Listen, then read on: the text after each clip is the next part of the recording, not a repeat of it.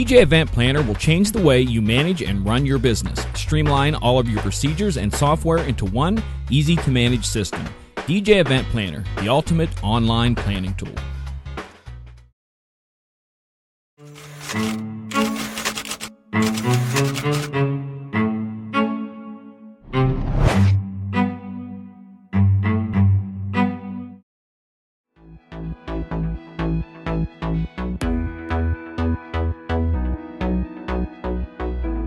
Tonight's DJNTV show is sponsored in part by Electro Voice,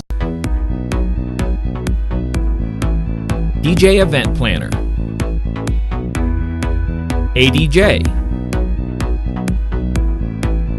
NLFX Professional, Promo Only, Newmark, and DJNTV Insiders. And now, ladies and gentlemen. Hello, everybody. It's Ron Ruth with Ron Ruth Presents. Ron Ruth with the Ron Ruth Experience, coming to you from Kansas City with another episode of Ron Ruth Presents. That was very redundant opening, wasn't it, Alan? And actually, Alan is our special guest this evening is someone that most every DJ and practically every wedding professional knows. And I want to go ahead and give him the introduction that he's due. So Alan Berg has been called the leading international speaker and expert on the business of weddings and events. He's presented in 12 countries and is the wedding and event industry's only certified speaking professional, the highest earned designation for a professional speaker, an honor less than 800 Global Speakers Federation members have achieved. Alan's 25 plus years of industry experience includes publishing 2 wedding magazines, 11 years at the Knot, most as vice president of sales and education, and now as a consultant and education guru for Wedding Wire, the leading wedding technology company. He also speaks and consults for websites in Ireland, the UK, India, and Dubai. Alan is the author of the books, If Your Website Was an Employee, Would You Fire It? Your Attitude for Success, Shut Up and Sell More Weddings and Events, and the new and much anticipated book that just arrived today, Why Don't They Call Me? 8 Tips for Converting Wedding and Event Inquiries into Sales. Little plug there. Alan speaks to thousands of entrepreneurs and local business professionals domestically and internationally and through webinars and live presentations just like this and audio programs and his 4 books, all of which are going to be available on his website. Alan, welcome. How are you? Ron, thank you. I'm great. Now that you've taken up all of my time with the introduction. It's good. It's good. Always good to see you. Oh, no, welcome. Thank you so much for inviting me here. And thanks everybody who's listening in. I always love spending time with you. Usually it's just you and me on the phone together, but we get to do this with our friends today. That's great. And I think as long as I've known you, I'm still a little intimidated by you a little bit, just because that's why my opening was so weird. I was nervous. I'm on the air with Alan Berg, which is an honor for me as well. So, Alan, you got a new book, man. Tell me about this new book. Yes. This book, like most of my, actually probably all of my books, have come out of speeches that I've given, which come out of conversations that I have with folks like you. So whether like I remember you and I sitting in, it was Oklahoma Joe's at the time. It's Kansas City Joe's now, I think. Kansas City Joe's barbecue, yeah. Barbecue in the gas station. And having conversations about why, people email and ask you how much you charge. I remember we had the conversation, how much is your 5-hour package? Right. And so my first book, If Your Website Was an Employee, Would You Fire It? Was from helping people have better websites so that you didn't lose the opportunity that someone gave you when they got to your site. And then my next book, Your Attitude for Success, came out of keynote speech that I gave of a similar name about just a more successful attitude. My last book, which so far has been my most popular, which is called Shut Up and Sell More Weddings and Events. There we go. That book, again, came out of conversations that I had with wedding pros, became my presentations. And in my sales training, because I do sales training for DJs as well as other wedding and event businesses, that book. And then this one has probably been my most popular topic for the last few years. I've been working on this book for a few years. And it's the shift. And I'm going to go out on a limb here, Ron. I'm going to say that you and I both are digital immigrants. I'm going to go on a limb. Here. And we're digital immigrants because we started doing business before there was some of the technologies available today. Right. Texting, Facebook Messenger, WhatsApp, and things like that. So we know what it's like to do business by picking up the phone. We know, when I started selling wedding magazine, advertising magazines were the thing. Yellow Pages was still a thing. Now it's not much of a thing. And the digital immigrants, some of us came along willingly. Says a guy who's got a new MacBook Pro and an iPhone 7 Plus and an Apple Watch. And, I came along willingly to the technology. There are still some people that are like, well, it would be so much easier if they would just pick up the phone and call me. Right. And you know what? It would, but it's not going to, because this generation, the digital natives, have grown up having conversations without being on the phone. And it is a conversation. It's a real conversation. And I know DJs who have made sales through text, Facebook Messenger, some Skype, Google Hangouts, or whatever, but you don't have to have someone on the phone. You don't even have to be speaking to them orally to get this conversation. So the book came out of these presentations and my consulting with different people. I do secret shopping with my part of my consulting practice, where we'll actually make inquiries to businesses and see how they respond. Right. And usually it's done because someone has me doing sales training. So we're going to do that ahead of time. And what we found is that there are so many things that people are doing that I call self-inflicted wounds. Right. They're creating the problem why someone doesn't respond, and then they're blaming the customer. They're saying, oh, they're just price shoppers, or they're this or they're that. And it's not true. It's just you have to learn how to adapt, very much like we adapted from telephone to email, or telephone to fax, from fax to email, from email to text, and text to Facebook Messenger, WhatsApp, and whatever else.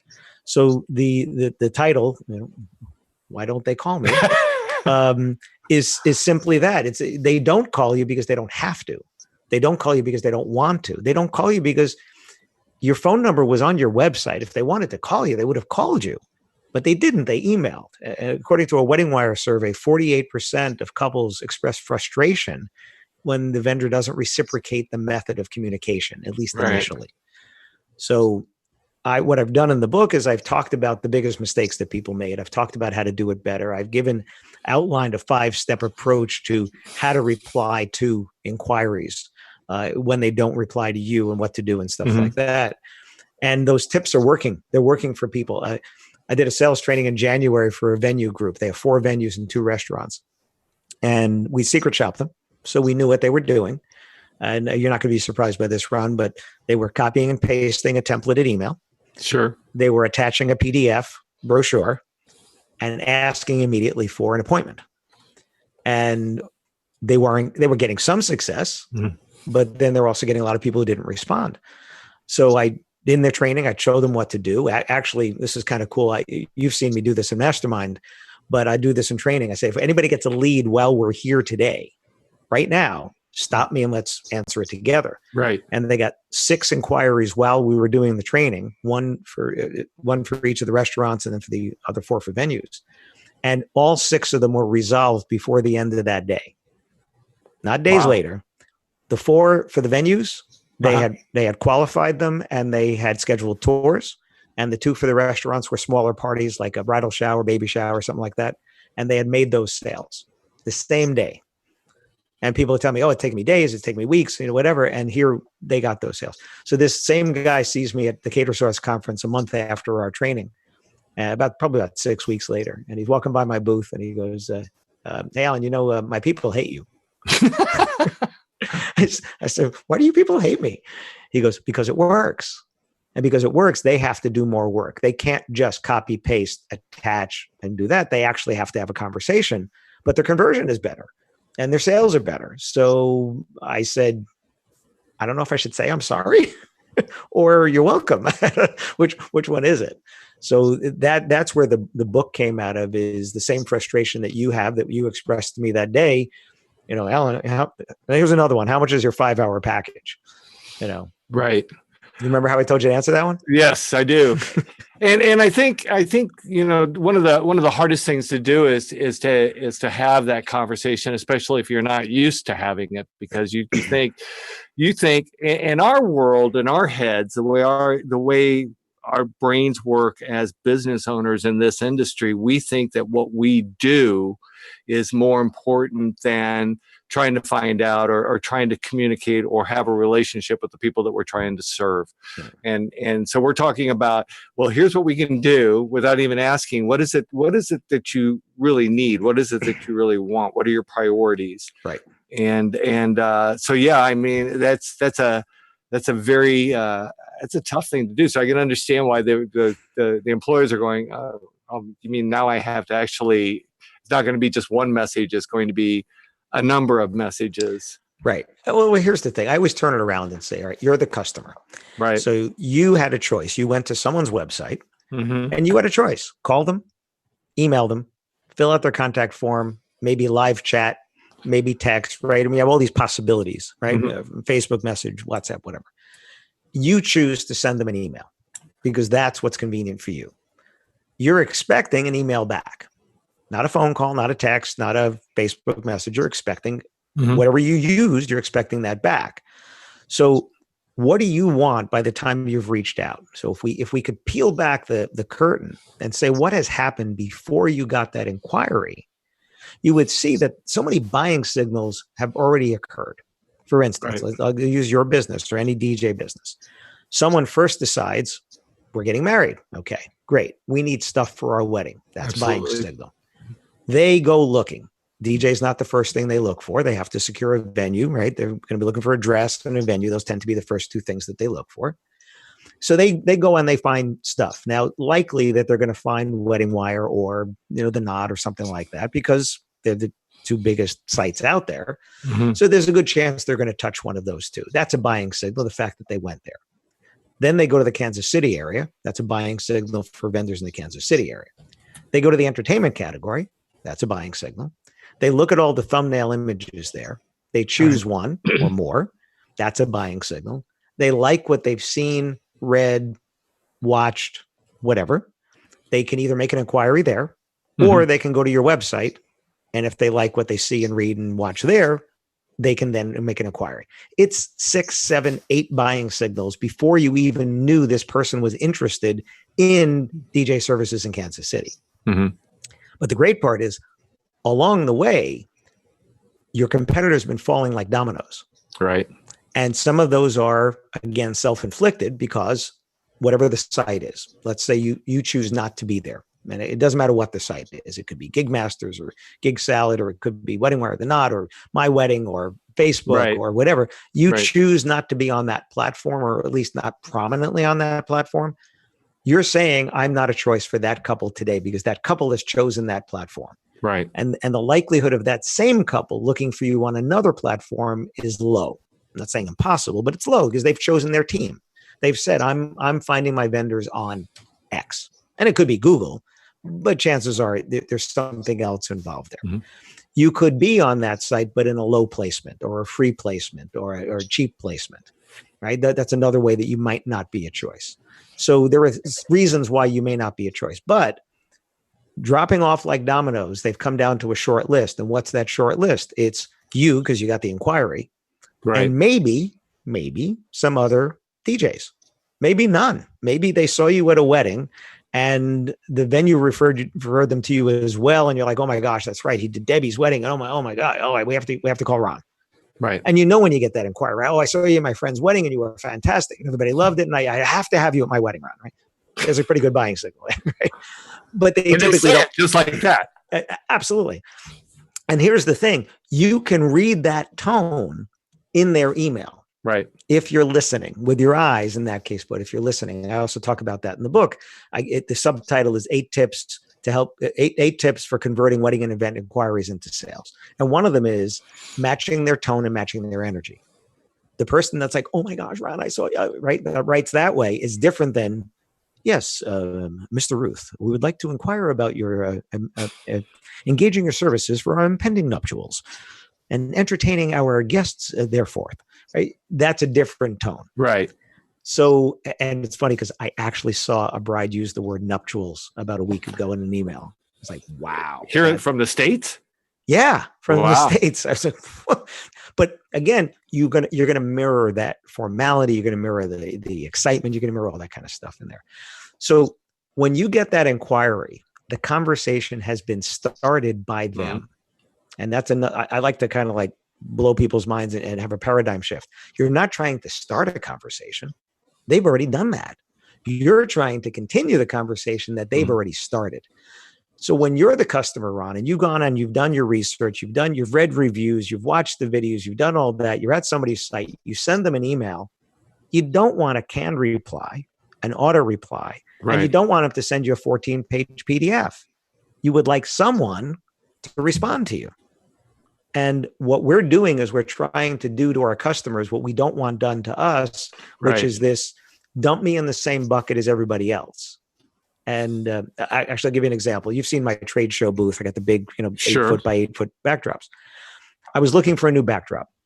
I didn't want to have to bring my frame around with me because the frame is too big to go in a suitcase, and I have to check it as another bag, and the bag gets all beat up and whatever. I can't take it on the plane because it's bigger than a carry-on, so they won't let me put it in the overhead. So I said, let me get one with grommets, and I'll just be able to hook it up to pipe and drape, right? Fold it up, throw it in my suitcase. So I was out traveling, which I normally do since I was away like 150 nights last year. And I was in a hotel room at night, and I'm doing a search trying to find a dye sublimation printed fabric backdrop with grommets, right? And I find some sites, and I sent off 3 emails. Why do we do 3? If we don't know what it should cost, we get one price, and we're like, was it a good price? I don't know. Then you get another price, and what if they're far apart?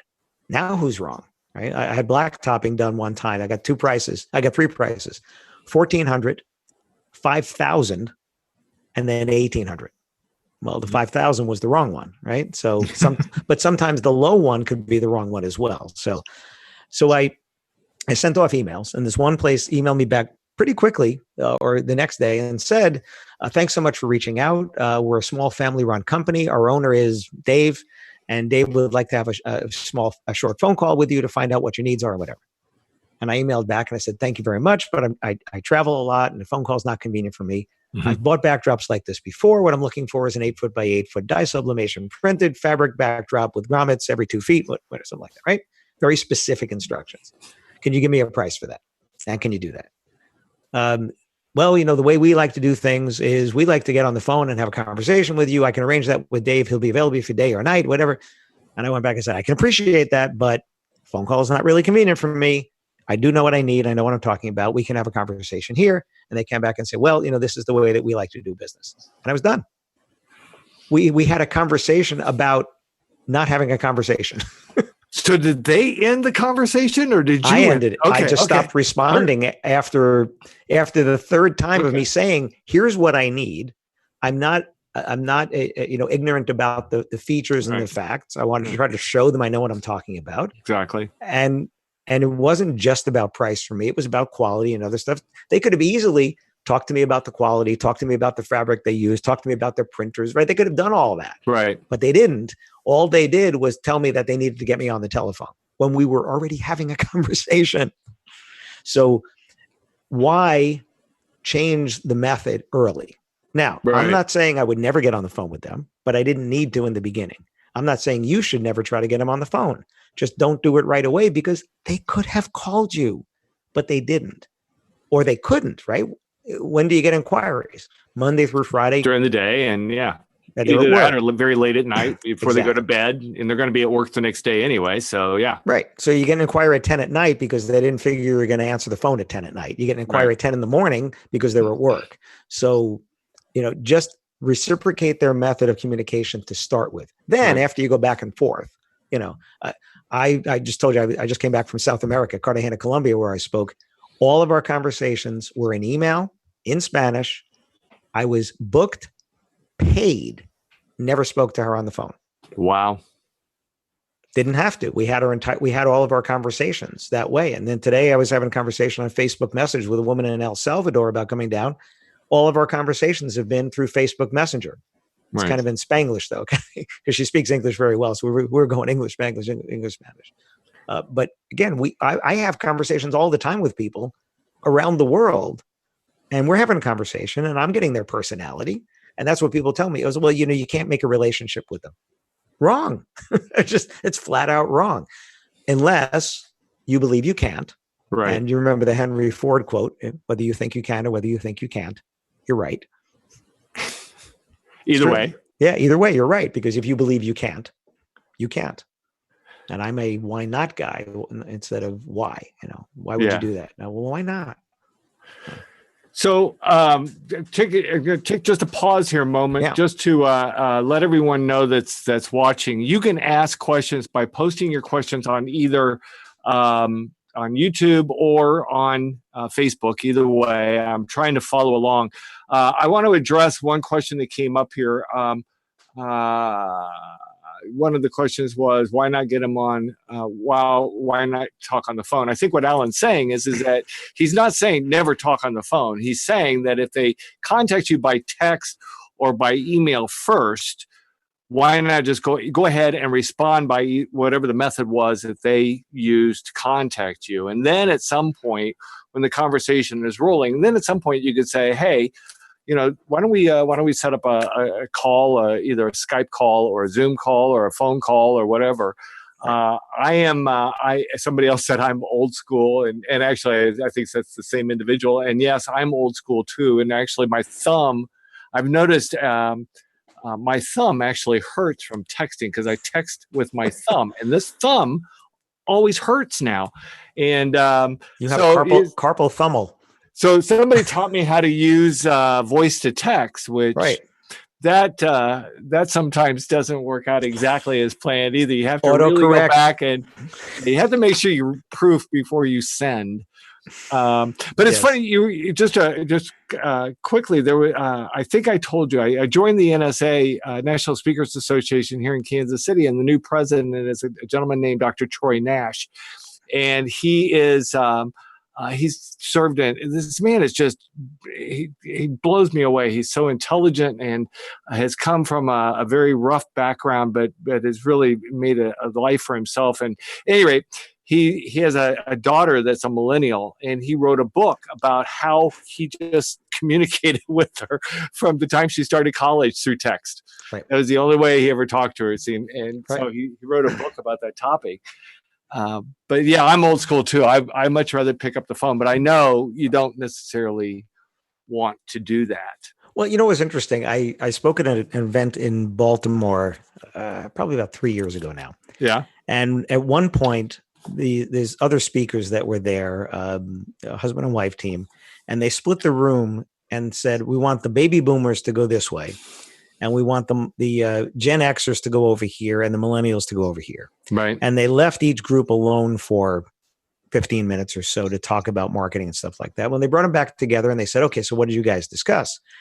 And the baby boomers, not surprisingly, said, well, it would be so much easier if they would just get on the phone. If I could just get them on the phone, it would be so much easier. And that wasn't surprising. And the Gen Xers said the same thing. They said, yeah, it would be a lot easier if we could just get them on the phone. And what really surprised me was the millennials said the same thing. The millennial wedding professionals said it would be so much easier if they would get on the phone. And I said, well, excuse me, but you're millennials. When you're the customer, do you get on the phone? And they were like, oh, no. I said, but you just said it would be so much easier if they would get on the phone. They said, well, it would. I said, but you're a millennial and you won't get on the phone. Right. I said, okay. And this was when I was thinking about writing this book. I hadn't written it yet. Yes, it would be easier, but they don't do it. So a great book called Who Moved My Cheese? You might have read that. You got to find new cheese. And I've come along the way. When I started in the industry, I was carrying a pager still, had a beeper, and I had a phone in my car, but it was so expensive I didn't want to use it. And I had one of those 800 calling cards. Remember those 800 calling cards? Yeah. Right? You got to 1-800, and then you got to dial 27 numbers, and then you dial the phone number, right? So that's when I started. I was a digital immigrant here. I've learned to adapt. We have to adapt to our customers. Right. So that whoever wrote that question and said, well, I'm old school. Okay, you're old school, but you're dealing with customers. Right. The customer controls how they want to communicate. I go to websites and we all get frustrated sometimes because we want to pick up the phone and call someone and there's no phone number. And then you have the other side of it. You want to email somebody, but you can't send them an email, right? You have to go through their FAQs first. You have to go through their support pages and stuff like that. Okay, but you're not adapting to me. And that's the thing, is we have to adapt to our customers. Right. You can ask for the phone call. Just don't do it right away. Absolutely. So here's a short answer. You get an inquiry. The first one to respond has the best shot of getting the business. A Wedding Wire survey said 50% of couples chose the first vendor who responded. Mm-hmm. So speed matters. You want to get them to reply quickly. So don't do things that will prevent them from replying quickly, such as if you send them a long email. We've all done this. You've done it. I've done it. You go look at your emails, and there's that one. And it's like scroll. What are you going to do? You're going to mark it unread, right, or delete it. Right? You're going to mark it unread. Get back to it later. You're going to delete it, or you open it up. Maybe you scroll, maybe you don't. But there's a PDF.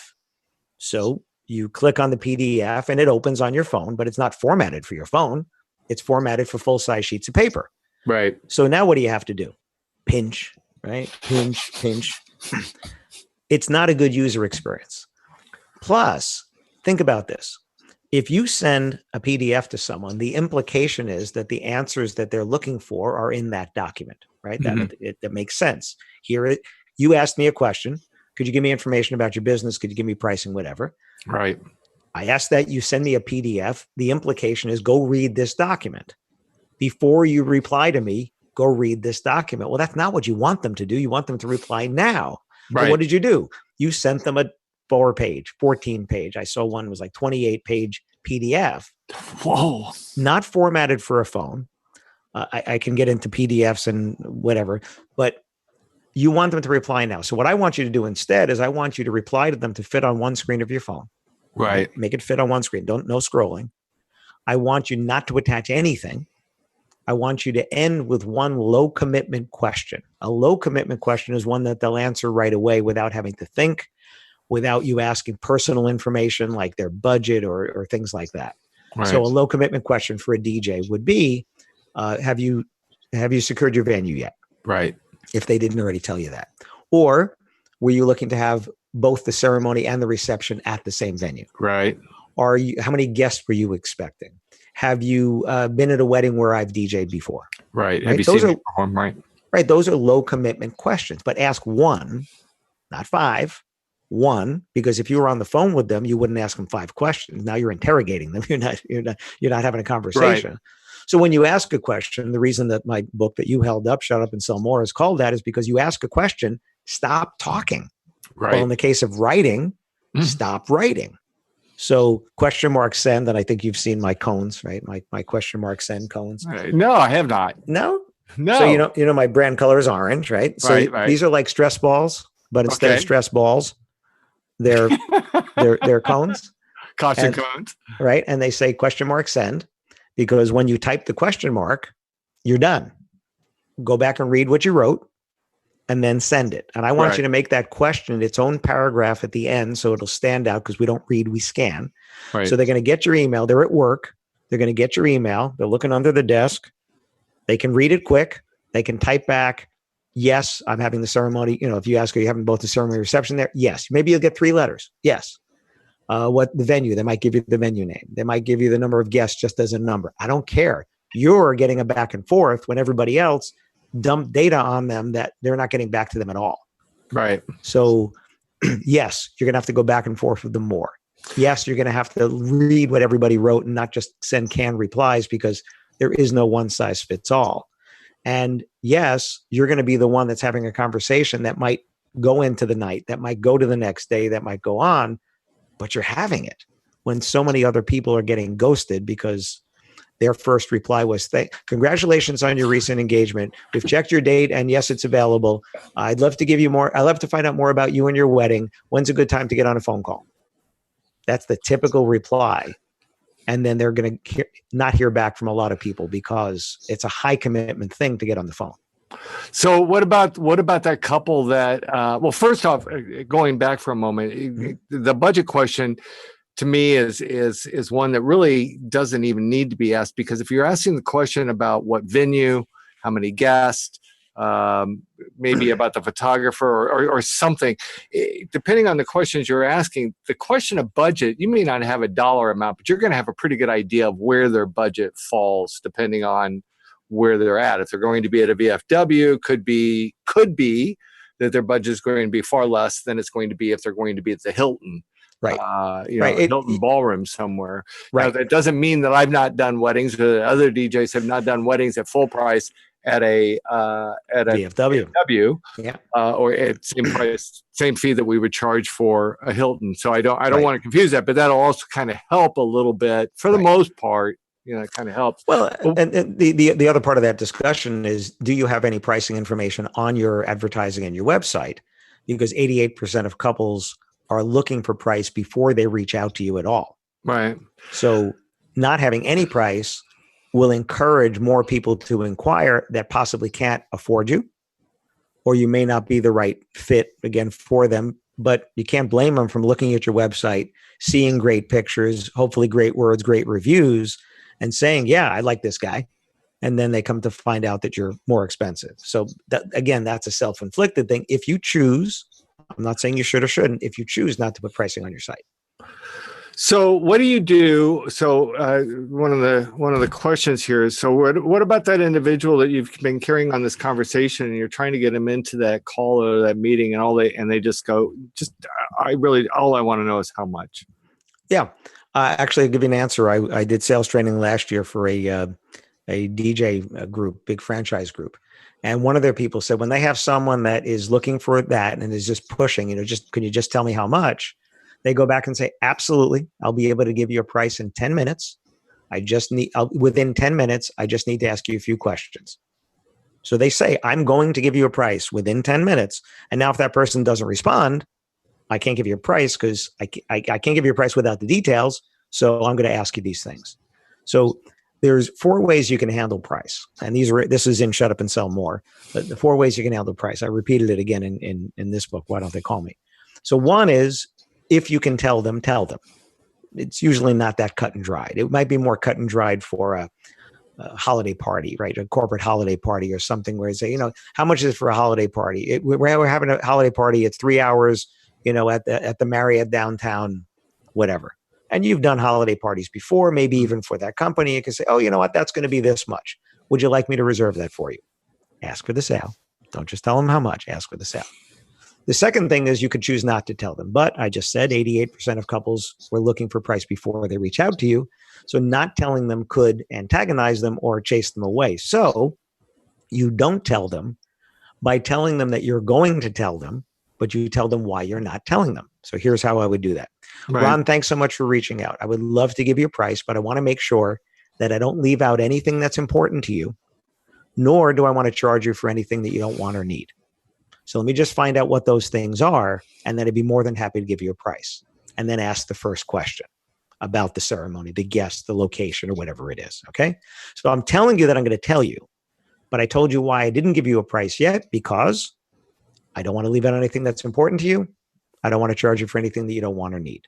That person, and I've seen it in emails. I have a client out in California who had a groom come back and say, hey, thank you. I appreciate that you're being thorough with that. That's how he responded. Okay. The third way is a starting price. I don't like starting prices unless there's not a lot of variation.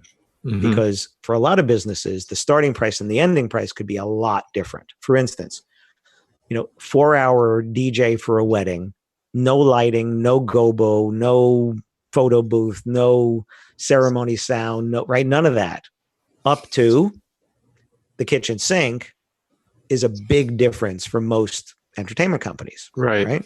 Unless you have here's my all-inclusive package and this is what I charge.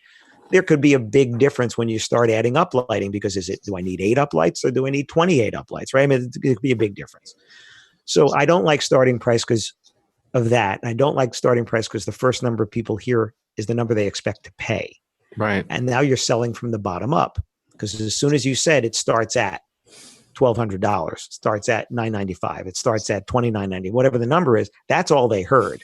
And then after that, they're not hearing the details, and they're like, "Well, Ron, you told me it was $995." Well, yeah, but not for this and not with all those other things. So my favorite way to quote price is, if there is a range, is to quote a range, not the one number. But to say, I'll give you, for instance, one of my clients says on his website, our wedding DJ prices go from $1,400 to $2,200, with our most popular package starting at $1,650. So he said it goes from here to here, most popular here, more towards the bottom than the top, but most popular here. And now you've eliminated the $500 client, right? Because you've said we go from $1,400 to $2,200. It's right on his website, so he doesn't get inquiries from those people. They already know it's not going to be $500, so they don't inquire.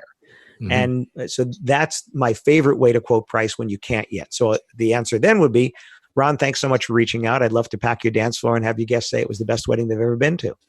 I can't give you an exact price until I know your details, but I can tell you that the weddings that we do typically run from, I'll give his numbers, from $1,400 to $2,200, with our most popular package starting at $1,650.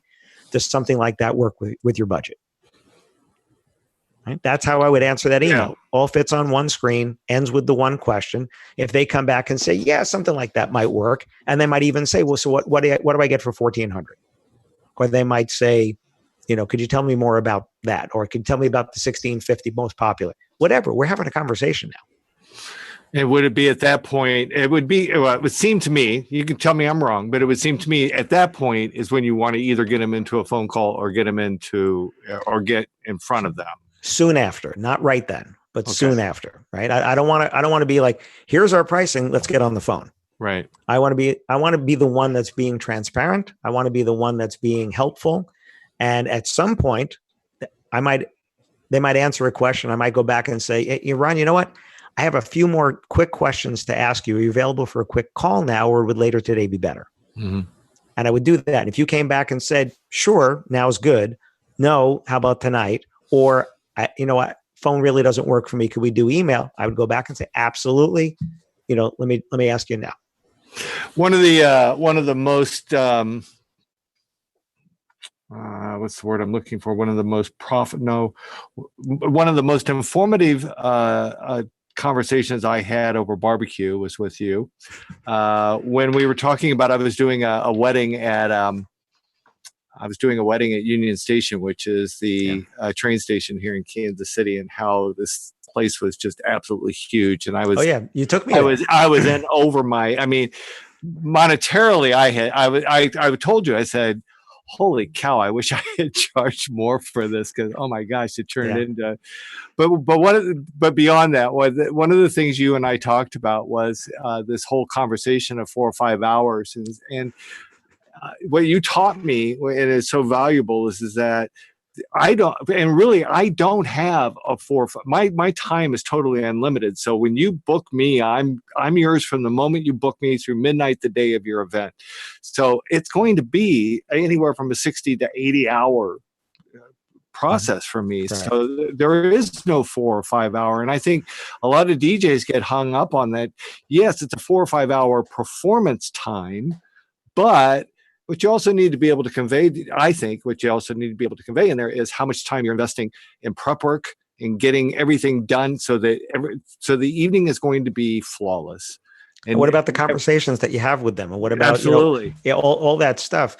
Because we had talked about 35, 40, 45 hours, whatever. I think we were sitting at barbecue that day, and I said, well, you respond back and say, thanks so much for reaching out. I would love to, pack your dance floor, make your wedding great. I don't have a 5 hour package, but I'd love to tell you about the 45 hours that I'm going to invest in your wedding to make it fantastic. And I've used that line on more than one occasion. So that was the best investment of barbecue I've ever had. I'm going to jump back to the questions here real quick.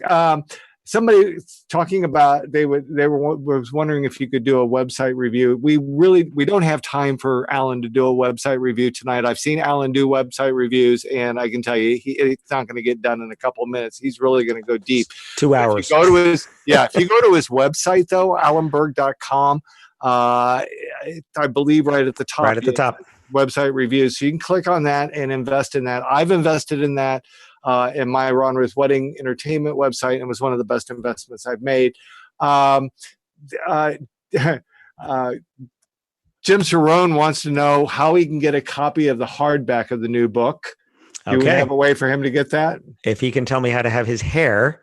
I say the same, or it's even his good looks. I mean, good gosh. I'm going to tell him, and that's because I am wearing my Indianapolis 500 shirt. Oh, there you go. That I got in 2011 when I was there for a conference, and Jim helped me do a workshop while I was there, and we all kissed the bricks and all over there.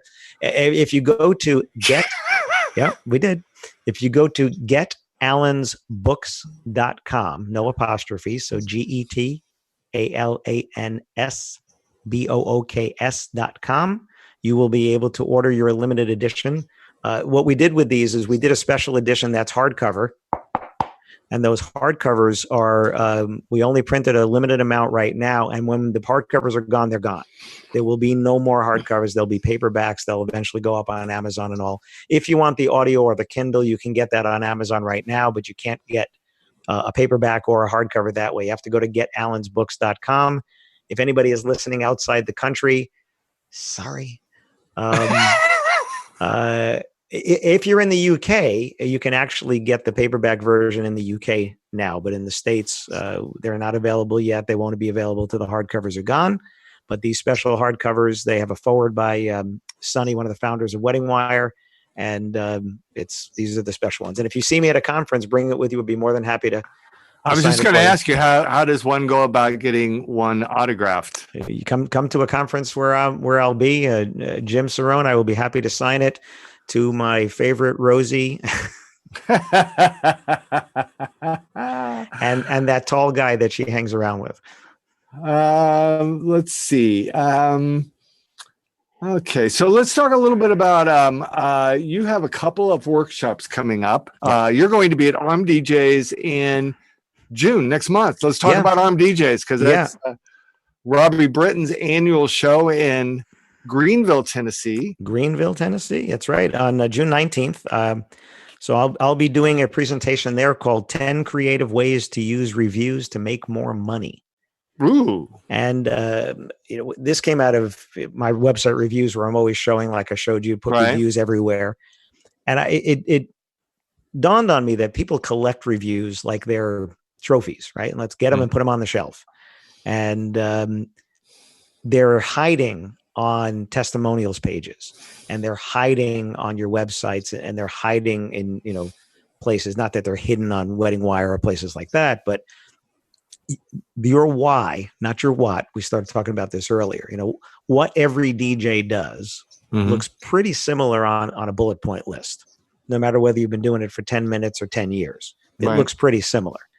So why they choose you, Ron, or why they choose Jim Cerrone, or why they choose someone else is because of different things than the what. They need music, they need ceremony sound, they want lighting, they need those things, but do they need you to do it? So what I'm going to do in this presentation is show people how to use reviews, similar to like on the back of my business card. Probably can't really see it there, but there's a review on the back there. You're probably the only speaker I can listen to without once looking at my watch, right? Well, that's better than anything I can say. So that's on there. And my bookmarks, I don't think I have any bookmarks here. My book, just book covers, right? Bookmarks, your bookmarks have reviews. Reviews on the back. On them. Right? And look at the back of books, right? What do? We put reviews on the back of books for the same reason. Right. So I'm going to show you, there you go, 10 ways, actually more than 10 ways, to use reviews to make more money. The day before the conference, I'm doing a DJ business master class. It's not a mastermind, it's a master class. It's called the 4 Steps to More Sales. And I'm going to walk through, with only 15 DJs, I'm going to walk through the 4 steps to more sales, which are getting their attention, getting the inquiry, having that conversation, and then making the sale. And I'm going to walk you through those steps. We're not going to just talk about it. I'm not going to stand in front of the room and talk about it. We're actually going to do it. We're going to be looking at what you're doing to get their attention. Right. We're going to be looking at what you're doing for conversion on your websites and in your marketing and in your emails. We're going to be looking at what a real conversation looks like. And then we're going to be looking at sales closing techniques. We're going to be looking at objections handling, things like that. And because people are listening in here, and you might be able to type this in, Ron. Is there a way that I can give you a link? Can I do that here? Or? I can sure. I'll add it to the YouTube chat page. Okay. Go ahead. What is All it? right. It's wait a minute. No, I can't. It won't let me. Hang on a second. Okay. I can write it. I'm going to do it on for those of you that are watching, I'm going to add it to the comment section on Facebook. Okay. Disc Jockey News. And okay, go ahead. What is it? So it's the number 4.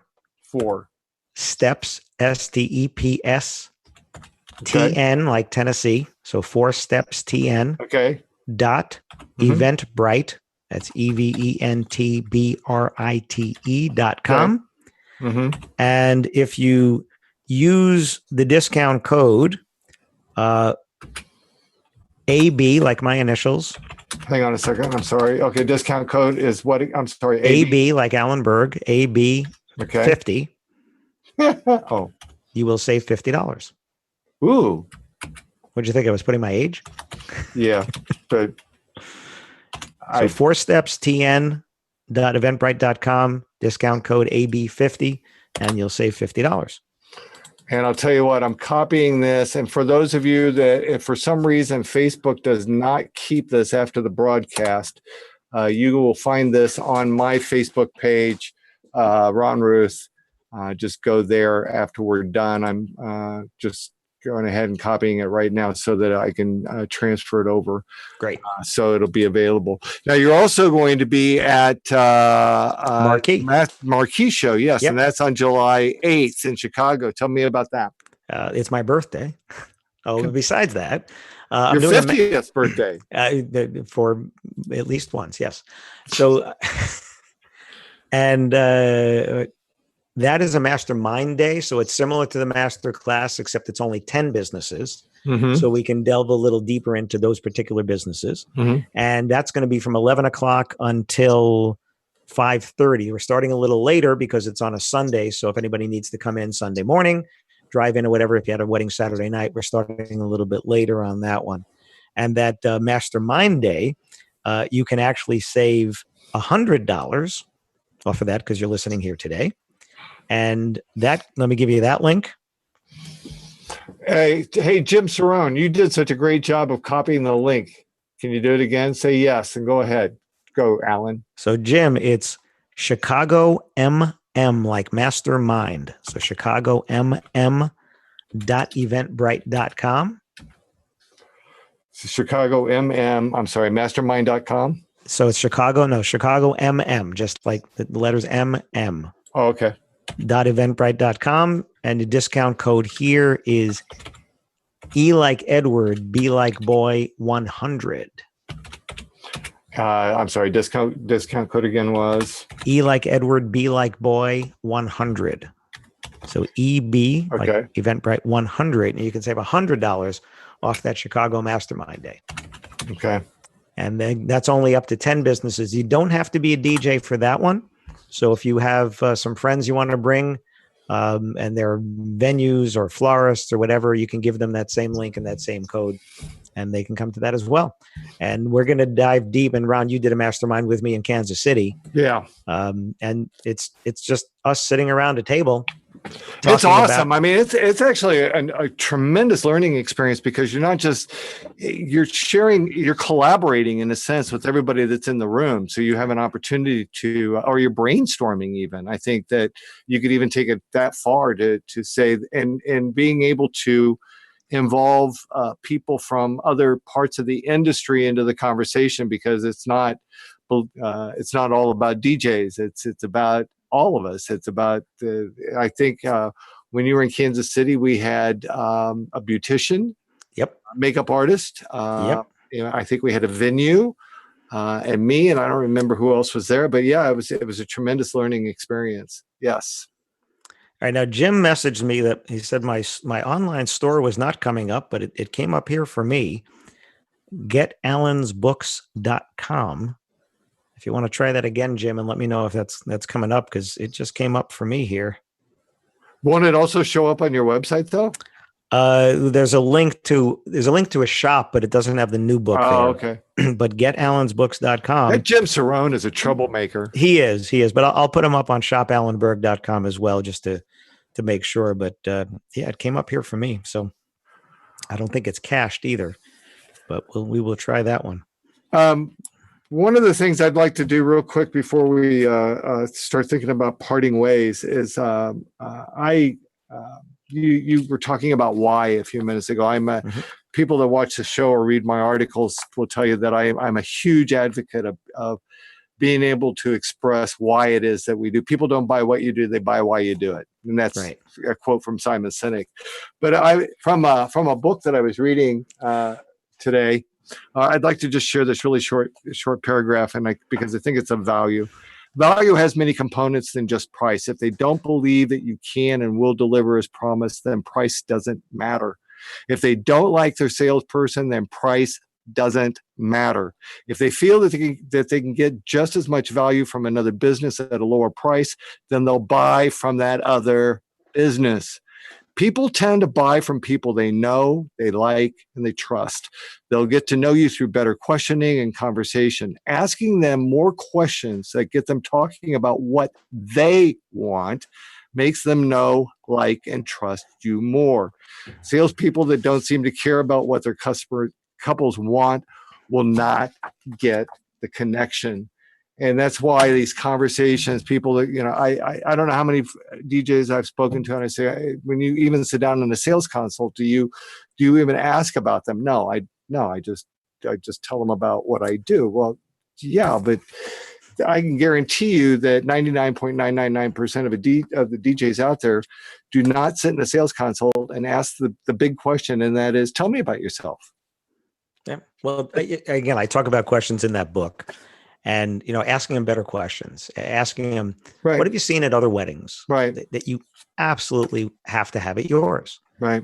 And what have you seen at other weddings that you absolutely do not want at yours? What's the most important thing when choosing your wedding entertainment?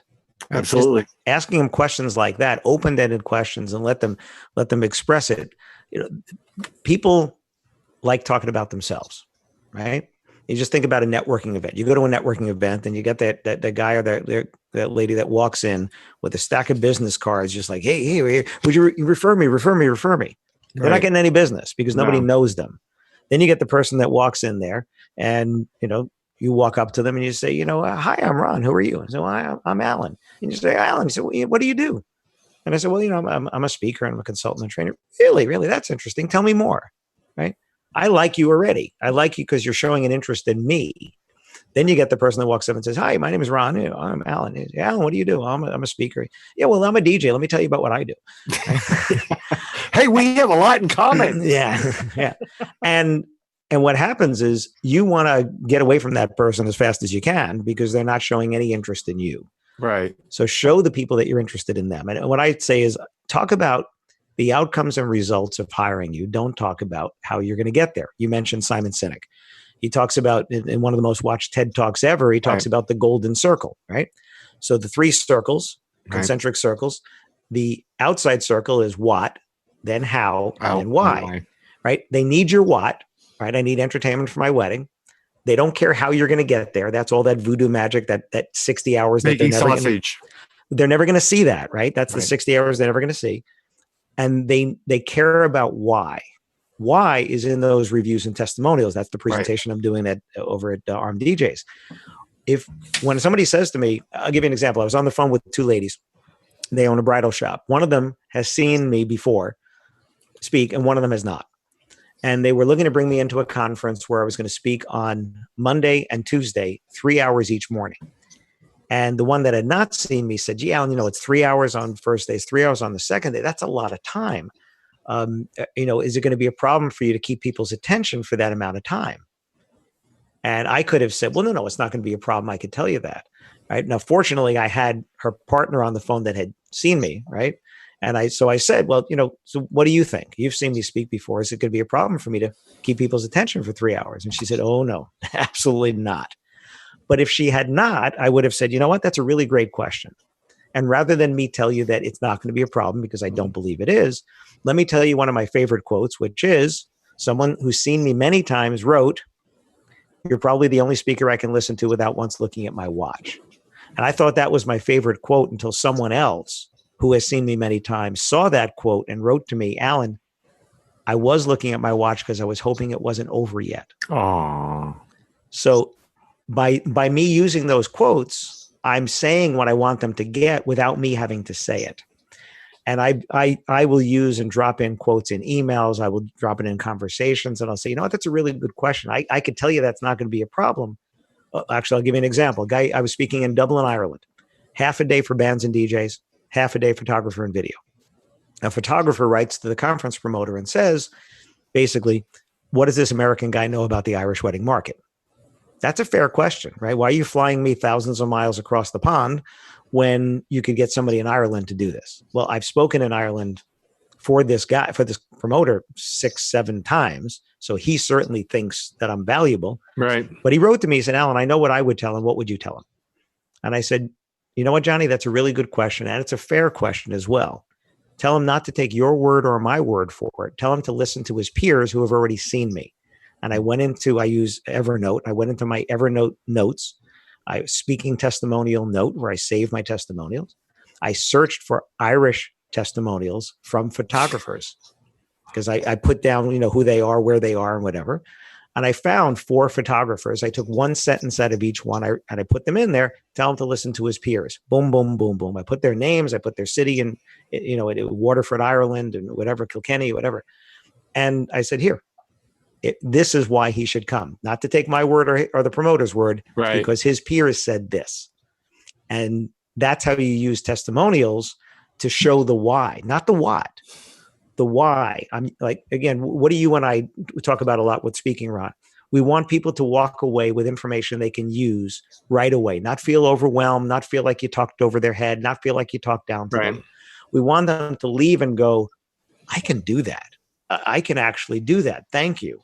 And that's what we try to do, is give outcomes and results. So talk about outcomes and results. Don't talk about how you're going to get there. They don't care. They don't care. They don't. So Jim Cerrone says now it works. It didn't work before earlier today. Yeah, that was my magic wand. I made it work, Jim. So yeah. Well, you do have that from the Harry Potter. I do. I wave my magic pen. I have a magic pen and I wave it. You know what? I've been looking at my watch, hoping it would never end, but we have come to a time where we have to start wrapping this up. So I just want to make sure I cover a couple of things here real fast. Sure. You're going to be at ARM DJs coming up in Greenville, Tennessee. That's going to take place on June the 19th. But you're doing your DJ Wedding Business Masterclass on the day before. That's on the 18th of June, correct? Okay. Right. Then you also have the Mastermind taking place, which I would say, I'm telling you right now, the Mastermind, that one is, like I said, is so awesome to hear from people from all parts of the industry, to know that you're not alone in this world. It takes a village to make a wedding. I just made that up. Okay. But we're doing the Mastermind on July 8th at Chicago. The links are on the chat for YouTube right now, but after this video goes live, I'm also going to post it in the comment sections of the video, so that you'll be able to have that as well. And you don't have to be attending those conferences to go to the masterclass or the Mastermind. I would encourage you to do so, but you don't have to. So if you happen to be, you're not available for Tuesday for DJ, but you want to drive in for the Masterclass, or if you're not available for Marquee and you want to come on Sunday to the Mastermind, you can do that. They're not, even though they are adjacent, they're not required. And I forgot to ask, because a lot of people, if you've never been to ARM DJs before, they have the hospitality night the night before the conference, and they have a jam where DJs are playing musical instruments. Are you going to be playing the piano, Alan? It's funny. The last time I was at ARM DJ, I walked up, the band was playing, and there was nobody playing the keyboard. Yeah. And I walked up and I said to the bass player, hey, I play keyboard. Can I play? And he looked at me, he said, do you play bass? I said, yeah, I play a little bass. And in the middle of the song, he took off the bass and put it on me. And for the next hour, I played bass with this band. And now everybody who was at that ARM conference is like, well, Alan's a bass player. And I'm like, no, I'm not a bass player. I'm a keyboard player. I played keyboard in bands back when I had hair. But it's funny because everybody that was there calls me a bass player. But as you know, I'm a piano player from many years back. So I hope I will be playing the keyboard, but there is a very strong possibility I'll be playing bass. That alone is worth the price of admission to go to both the conference and to the master class. Alan Berg, thank you so very much for spending time with me this evening. This was so much fun, and I wish we had more time. And I hope there's an opportunity where we can get back together again and talk some more. And for the rest of you, for all of you that, why don't they call me? Go get that book now, because once the hardback is gone, the hardback is gone. So you need to get it now. Jim Cerrone has already probably ordered his and put it on Amazon next day delivery or something. Well, from my website, you got to get. They're not on Amazon. If you want the audio, you have to go to Amazon or the Kindle. But the hardback is not on Amazon. Will never be on Amazon. It's only going to be on getalansbooks.com. Okay. And so, Alan, thank you so much again. And I look forward to future conversations and break a leg at your upcoming conferences. To the rest of you, thank you so much. I'll see you at the end of the last Tuesday of the month coming up in June, which I don't know what the date is, but we'll figure it out. And I'll have all that information posted for you in plenty of time. So, again, thank you so much for being a part of Ron Ruth Presents. Good night, everybody.